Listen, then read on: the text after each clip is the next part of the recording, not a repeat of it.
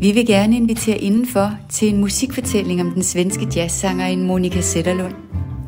Monica Zetterlund var noget af en tusindkunstner, og hun bevægede sig både inden for film, revy, teater og ikke mindst musik. Vi har valgt at fokusere på musikken i hendes liv, som vi kommer til at spille lidt af, og på hendes liv bag musikken, som vi kommer til at fortælle lidt om.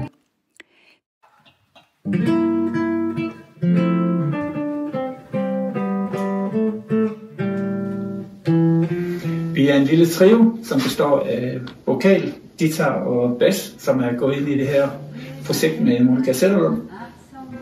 Fordi vi selv synes, det er spændende og kan lide musikken fra den tid. Og jazzen, den er jo tidløs, så det synes vi stadigvæk, der har en relevans.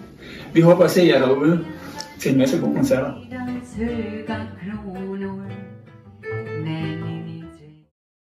Hej Charles, kom indenfor.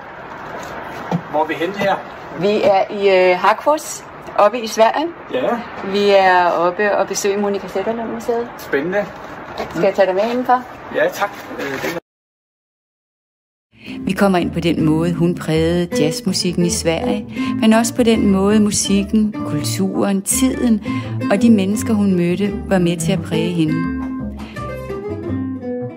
Vi kommer til at dykke ned i forskellige tidsepoker i hendes karriere og hente lidt fra hver, og vi kommer til at starte med Sakta vi går genom stan, fordi det var ligesom et af hendes signaturnumre.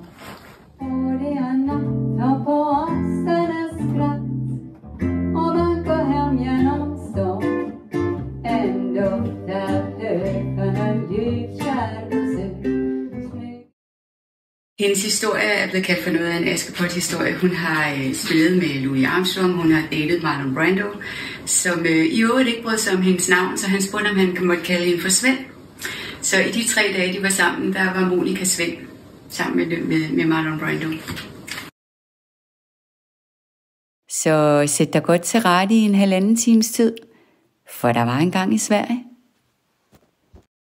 Vi kan findes på Facebook, og vi kan bookes på kontaktnummer